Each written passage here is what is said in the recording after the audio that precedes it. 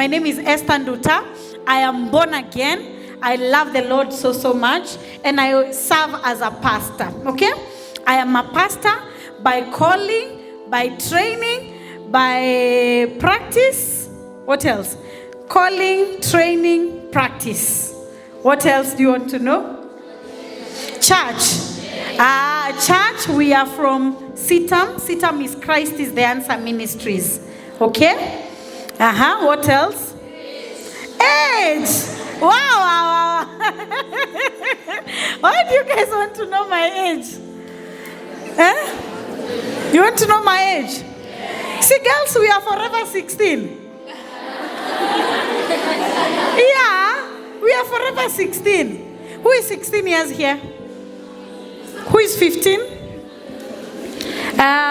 14? Yeah, we have a few. 17? 18. Mnainua mkono na mbio. Kwani mnangoja nini? ID. Mfanye nini na ID?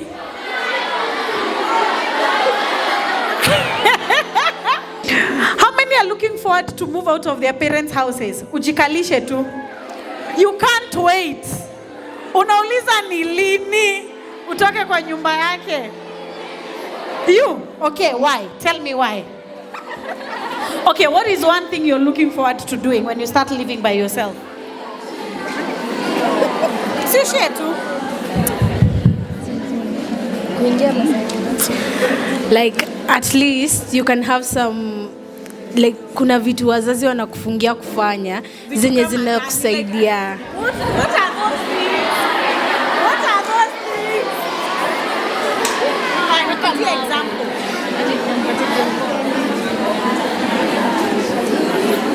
Okay, let's say like in my situation, unapata kuna you have a particular thing you are interested to do, but unapata mzazi hataki ufanye hiyo yenye unataka kufanya, so unafungiwa, you can't do it anymore.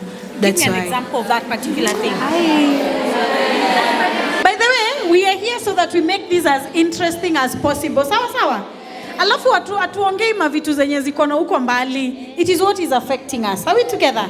So that we get to know each other and we can help each other, right? Sawa. Who is sharing? Oh, kuna mwingine hapa. Share and then you share.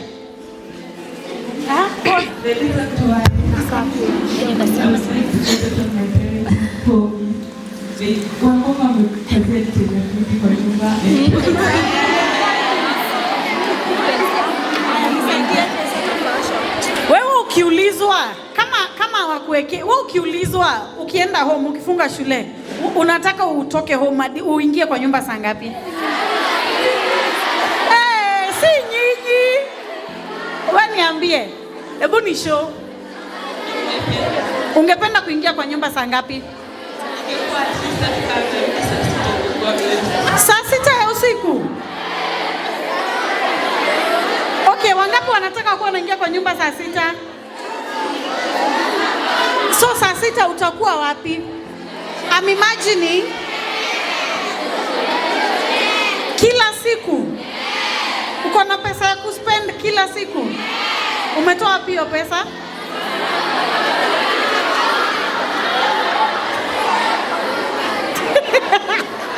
Hey, what did I just begin?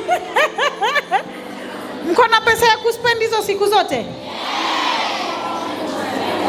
Unajua mnanidanganya. Baada ya acha ni wa show, ukishatoka huku nje, uanze kutafuta do. Ndio utajua venye ni ngumu kupata do. Ama how do you guys think people get money? You think money is somewhere waiting for you? I'll give you a story. Actually, wacha tuachie hiyo story hapo.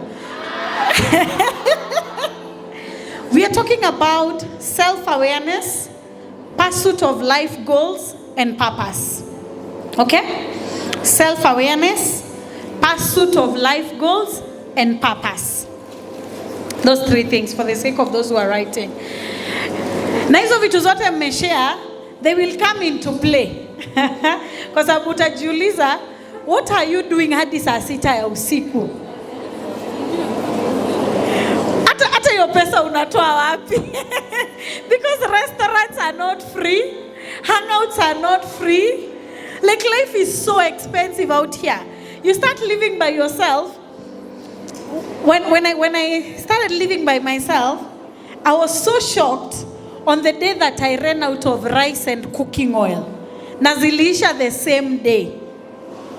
Mchele na mafuta ya kupika. And I remember when I went to visit my mom, nilimwambia, unajua mchele yangu na mafuta iliisha the same day. Akaniambia, unajua wewe you kept seeing ile container ya mchele inakuanga tu na mchele, unadhani ndio wewe inajirefill. So you guys have those containers, you put those things. So mimi, as we love rice, so rice is really a favorite. Sasa mimi I always saw your container ilikuanga na mchele. Haikuwa inaisha. But it never clicked in my mind that rice inanunuli. Ayokotwi mahali. So they ran out in my house. And buying those things is not cheap. Let me tell you the other thing that is not cheap. Tokens. That is a nightmare for any person who is living alone. I wish I could go back to my mother's house. Token kanaanzanga kulia ti. I don't know if you guys experience that. And can we live without electricity? We can't. Like electricity is such a basic need. Alafu sasa, all your neighbors have power and you don't have power. Yeah. The reality of growing up. Someone called Les Brown said, he's an author and a motivational speaker. He once said, the graveyard is the richest place on earth because it is here you will find all the hopes and dreams that were never fulfilled, the books that were never written, the songs that were never sung, the inventions that were never shared, the cures that were never discovered, all because someone was too afraid to take that first step, keep with the problem, or determined to carry out their dream. Imagine someone saying that the grave, and you know how the grave is such a bad place, isn't it? It's like a worst place, yet he's saying, and I want you to see the paradox, it is the worst place, yet it is the wealthiest place in the face of the earth. Because there are dreams that are buried there. Lives that were lived without a purpose. Books that were never written. Songs that were never sung. And what that speaks to, it speaks of untapped potential within you. And until you tap into it, it is all in vain. Utakuwa kwa hiyo part of the statistic. Potential that is within you, but you don't tap into it. Lazima uifikie and you dig it out. Sindio? It's just like the minerals that we see. Okay? For someone to get the minerals where they are in Congo, the oil we have in Turkana, see, people have to dig deeper and go further and further and further so that you're able to reach to the ground and get that very thing that is hidden there. That is the same thing with your potential. And as long as you don't tap into it, itabaki tu hapo. Because one thing with God, those things that He has already put there, hazitoangi. Are we together? God doesn't take away the potential that is deep within you. Just like those minerals. If we never dig out the oil in Turkana, will it ever go anywhere? By the way, it will not even run out. It will not. The minerals that are in Congo, that the West keep fighting for, they will always be there. Because God doesn't take those things away from you. Even the untapped potential within you, God hataichukua. And that is how the grave becomes the wealthiest place. Because people lived lives, wakajibamba, wakaingianga kwa nyumba saa 6 ya usiku, and a story is told of how they lived, life ever after, and then they died. They died without ever tapping into something that was deep inside their souls. You see, the great things that we imagine, what are some of the great things you imagine you want to accomplish? Anyone? Can just shoot up your hand? Anyone? What are some of the great things that you imagine? I imagine getting a doctorate, a PhD, or studies about doctor. Wow, let's clap for her. You will notice when I ask that question, sauti zilienda chini, and I'll tell you it is such a dangerous thing that you never think you have the potential or the capacity to accomplish any great thing. It is such a dangerous place to be at. Are we together? Mbona wewe ukuinua mkono? Okay, I'll start with you. Why didn't you raise your hand? Is it that you imagine you can't accomplish anything? Is it that you're like, hiyo si watu kama sisi? That one is not for people who are from Ngaru Girls. Hiyo ni watu wenye walikuwa Alliance, wenye walikuwa wapi kwingine? Mangu, Why not Ngaru Girls? Why? Is it that you don't have potential? So what is the problem? What becomes the problem? It's such a dangerous thing for us to be in a place where we never think that we can accomplish the great things that we see in the earth. And you see, the problem that happens is some of us have written ourselves off. Sindio? Unasema, hiyo hapana. Hiyo si ya watu kama mimi. So why are you writing yourself off? Why are you imagining that you can't accomplish something? Is it because of your surrounding? That you have never seen anyone in your family go past Form 4? So wewe hata mtu akikuambia ati you can go to Oxford University, you can't imagine it. You have already written yourself off. Because you've never seen it. Is it because of your surrounding again? Where unasema, me I'm just an orphan. Sasa mimi hata sina mbele wala nyuma. There's a memoir I love called Finding Me. It's by an actress called Viola Davis, okay? Whenever you go home, you can download, you can read, you can buy. It's called Finding Me. And it's a journey of her overcoming poverty, finding herself. She had gone through identity crisis. And now she's one of the most celebrated actresses. Are we together? In Hollywood. Her name is Viola Davis. And today I want us to go on a journey of finding me. Okay? So I want you to write on your book, Finding Me, and write your name there. Finding. Just write, we are going on a journey of finding Esther Nduta. But don't write your name. It's your name. You're the one we need to find. You need to find yourself. You need to know who you really are. You need to know what are your goals, what are your ambitions, what is your purpose, what is your drive. Are we together? So I want you to write your name. Finding me. Finding me. So that, tuchunguze, is it that we don't have potential within ourselves? Or is it that we have completely written ourselves off?